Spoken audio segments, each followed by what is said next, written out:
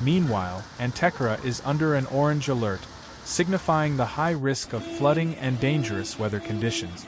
Authorities are on high alert as the storm continues to intensify.